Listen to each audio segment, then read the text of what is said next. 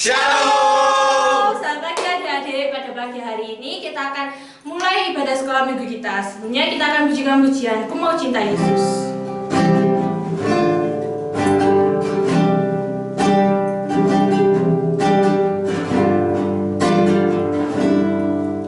Ku mau cinta Yesus selamanya. Ku mau cinta Yesus selamanya. Meskipun badai silih berganti dalam hidupku, ku tetap cinta Yesus selamanya. Ku mau cinta Yesus selamanya. Ku mau cinta Yesus selamanya.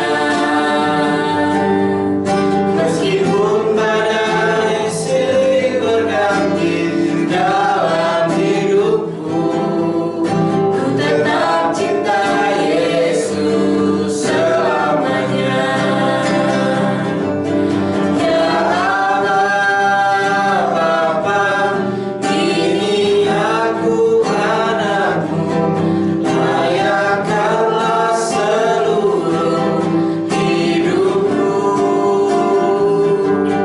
Ya Allah Bapa, ini aku anakmu, pakailah sesuai dengan rencanamu. Mari kita tutup mata, lipat tangan, mari kita berdoa. Tuhan Yesus, terima kasih karena Kau telah memberkati kami dalam aktivitas kami seminggu Tuhan. Sebentar kami akan melaksanakan ibadah sekolah minggu online. Tuhan, kiranya Engkau memberkati ibadah sekolah minggu online ini dari awal, pertengahan hingga akhirnya Tuhan. Terima kasih Tuhan, kami telah berdoa dan mengucap syukur. Haleluya. Amin. Nah, selanjutnya kita akan olahraga sebentar ya. Adik-adik bisa bangkit berdiri bersama-sama. Kita pujikan pujian Dikepak-kepakan Sayapnya.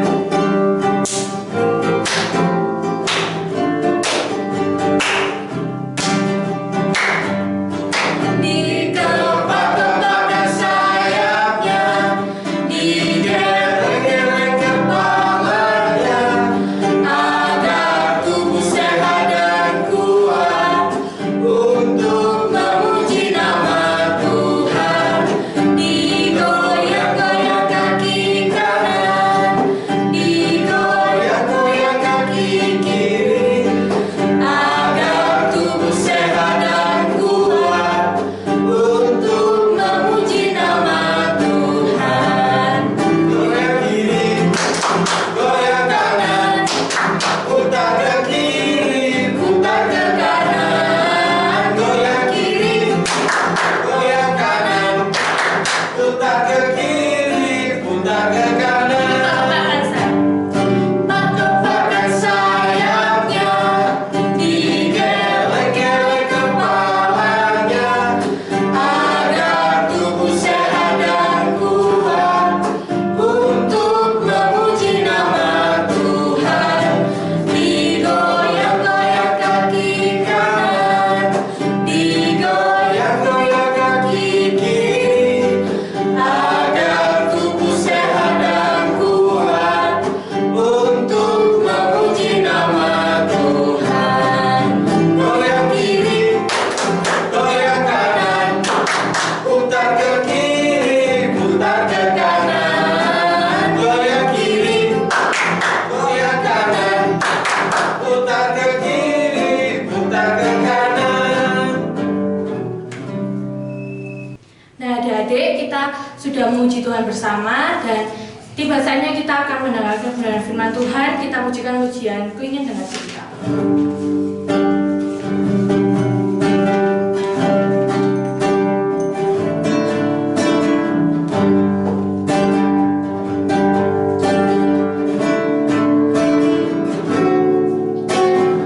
Ku ingin dengar cerita tentang perbuatan Allah.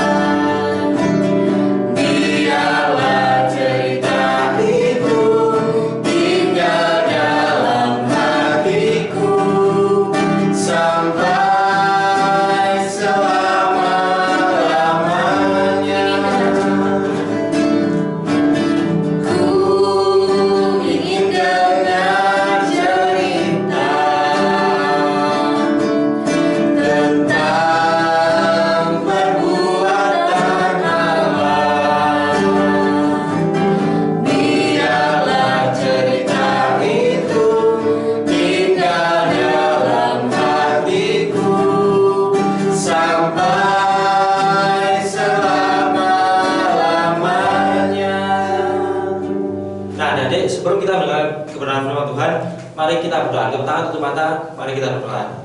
Tuhan Yesus, terima kasih Engkau sudah memimpin jalannya ibadah kami mulai awal pertengahan hingga akhirnya. Kini tiba saatnya kami akan mendengarkan akan kebenaran firman-Mu. Engkau memberkati guru-guru kami yang mengajar di kelas-kelas. Bahkan Engkau juga memberkati anak-anak-Mu yang mendengarkannya. Terima kasih ya Tuhan, terima kasih. Dan di dalam nama-Mu kami berdoa. Haleluya. Amin.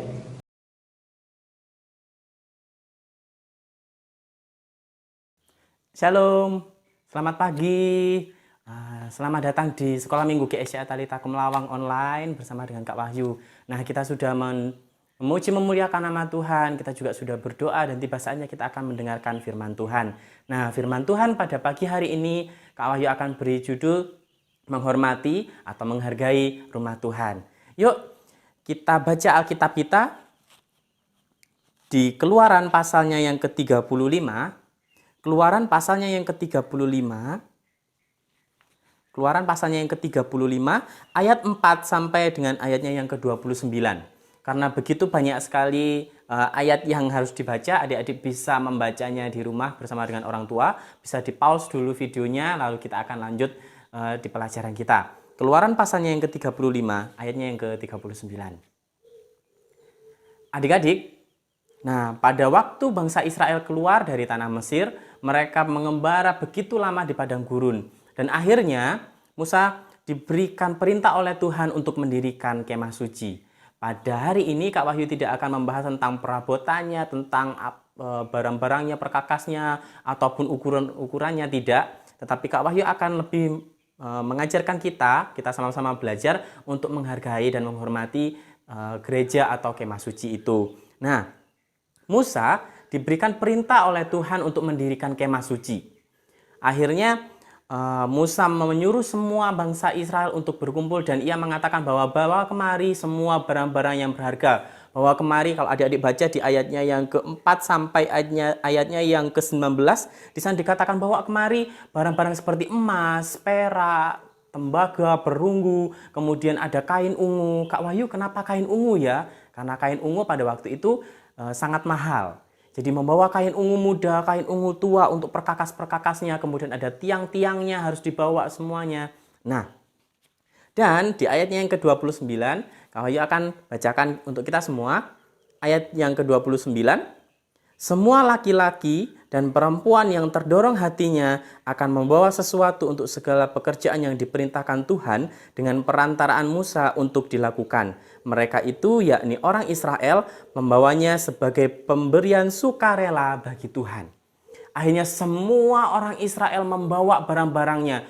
Bagi para wanita, orang-orang perempuan-perempuan, mereka membawa anting-anting emas, baik itu anting-antingnya ada di telinga ataupun yang ada di hidung. Di situ dikatakan ada yang di anting-anting emas di hidung, mereka bawa semuanya. Bahkan kalung yang terbuat dari emas, gelang dan cincin, bahkan materai pada waktu itu. Materai itu seperti cincin untuk kalau kerajaan ada. Kalau misalnya adik-adik nonton film nih, film-film kerajaan ada biasanya materai atau surat raja itu dikasih materai dari cincinnya. Jadi dress, ada lilin, kemudian dikasih materai. Nah, barang-barang semua berharga, permata-permata, emas-emas yang berharga, kain-kain ungu, para wanita-wanita yang bisa menjahit pada waktu itu, menjahit banyak sekali kain ungu untuk perabotan rumah Tuhan. Nah, dan apa yang terjadi karena saking mereka sukarelanya memberi, kita akan baca di Keluaran 36 ayatnya yang kelima. Keluaran 36 ayat yang kelima, Kak Wahyu akan bacakan. Dan berkata kepada Musa, rakyat membawa lebih banyak dari yang diperlukan untuk mengerjakan pekerjaan yang diperintahkan Tuhan untuk dilakukan. Lalu Musa memerintahkan supaya dimaklumkan di mana-mana di perkemahan itu demikian. Tidak usah lagi ada orang laki-laki atau perempuan yang membuat sesuatu menjadi persembahan khusus bagi tempat kudus.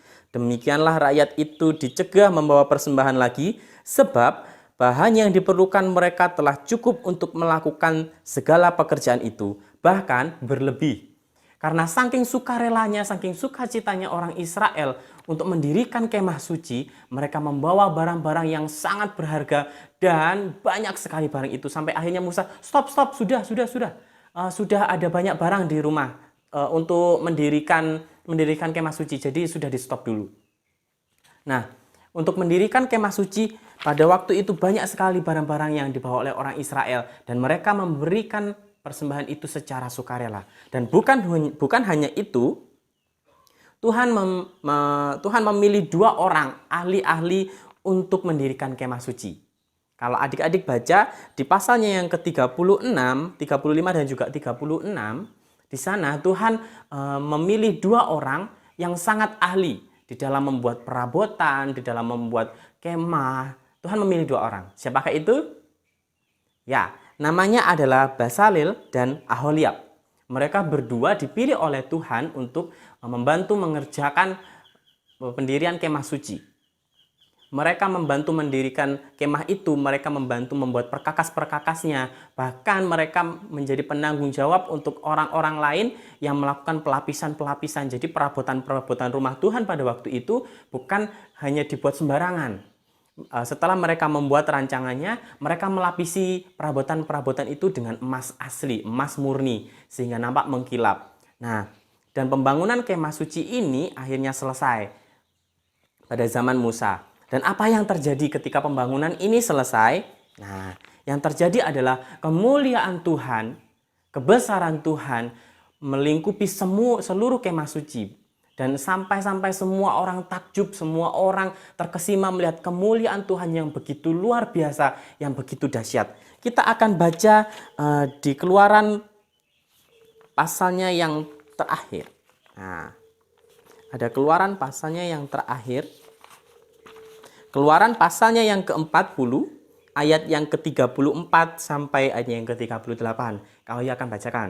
Keluaran pasalnya yang ke-40, ayat yang ke-34 sampai 38. Judulnya adalah Kemuliaan Tuhan memenuhi kemah suci. Lalu awan itu menutupi kemah pertemuan dan kemuliaan Tuhan memenuhi kemah suci.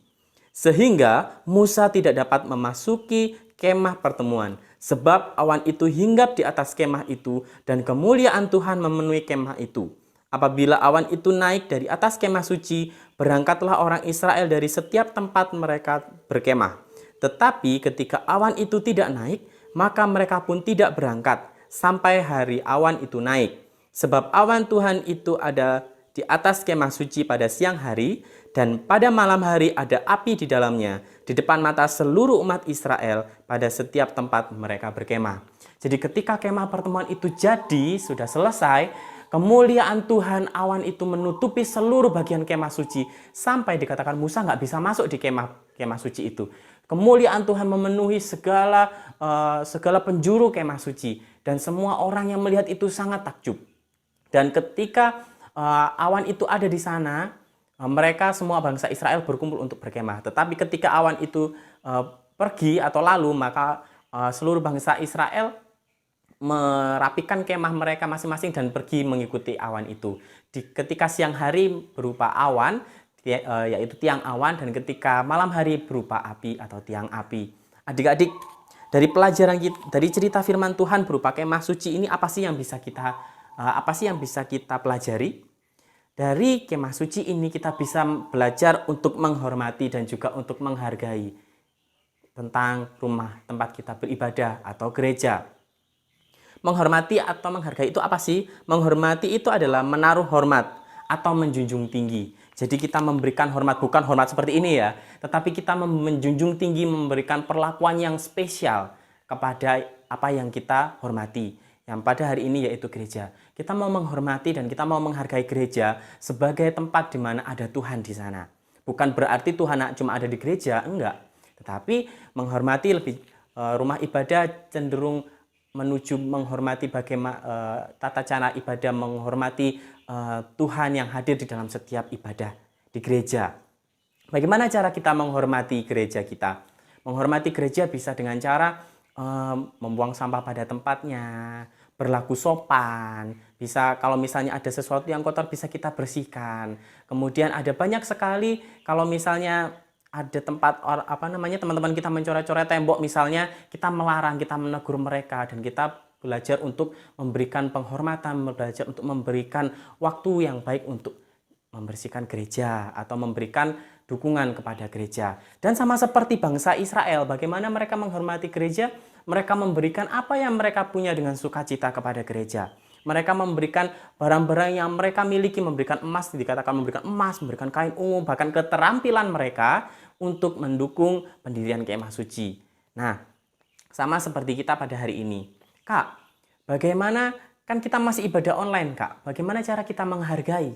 Menghargai gereja bukan hanya menghargai bangunan fisiknya saja, tetapi menghargai di mana kita beribadah. Ketika kita beribadah, kita harus menghargainya. Menghargai kehadiran Tuhan itu sangat penting. Dimanapun kita beribadah, baik itu secara online, di rumah, maupun nantinya ketika kita sudah bertatap muka di gereja, kita harus menghargai kehadiran Tuhan, menghargai setiap ibadah yang dilakukan. Caranya bagaimana, Kak? Ketika ada firman Tuhan, ketika pujian kita menyanyi. Ketika ada pujian, ayo kita bergerak, kita mau bergerak. Dan kemudian ketika mendengarkan firman Tuhan, kita juga mendengarkannya dengan baik. Dan bukan hanya mendengarkan firman Tuhan itu dengan baik, tetapi melakukannya di dalam kehidupan sehari-hari, itu juga cara menghargai Tuhan. Nah, adik-adik, biarlah firman Tuhan sampai di sini, dan biarlah kita bisa menghargai kehadiran Tuhan, kita bisa menghargai tempat di mana kita beribadah, dimanapun itu. Dan Kak Wahyu percaya Tuhan pasti senang melihat anak-anak sekolah minggu menghargai kehadiran Tuhan, menghargai tempat di mana ia beribadah. Dan sebagai ayat yang terakhir, kita akan baca di Imamat.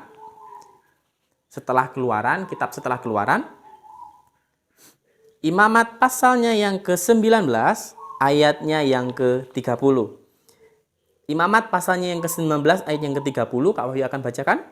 Kamu harus memelihara hari-hari sabatku dan menghormati tempat kudusku. Akulah Tuhan. Firman Tuhan mengatakan, kamu harus menghargai hari sabat dan juga kamu harus menghargai tempat kudusku. Tempat di mana aku bernaung, dimanapun itu berada. Nah, ayat ini juga menjadi ayat hafalan bagi adik-adik semua. Sangat singkat sekali, tidak perlu panjang-panjang, Kak Wahyu akan potong. Menjadi Imamat pasalnya yang ke-19, ayatnya yang ke-30b.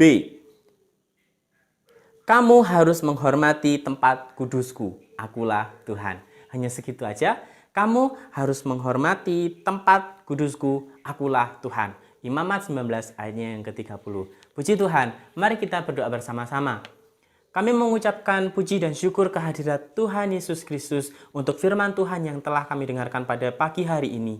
Dan biarlah firman Tuhan ini menjadi rema di dalam kehidupan kami dan bisa kami lakukan setiap hari. Kami berdoa kiranya Engkau mengajarkan kami terus untuk selalu bisa menghargai tempat kudus-Mu ya Tuhan, tempat di mana kami beribadah, dan kami mau menjadi pelaku-pelaku firman Tuhan yang taat. Kami berdoa untuk setiap anak-anak sekolah minggu yang mendengarkan dan juga menyaksikan Tuhan, kiranya Engkau memberkati mereka berlimpah-limpah, dan biarlah kemuliaan Tuhan ada bersama-sama dengan mereka semua. Roh Kudus menuntun mereka semua menjadi pribadi-pribadi yang luar biasa, menjadi kepala bukan ekor, dan menjadi berkat untuk semua orang yang datang kepadanya. Terima kasih Tuhan, terima kasih. Kami menutup ibadah sekolah minggu ini dengan ucapan syukur. Haleluya. Amin.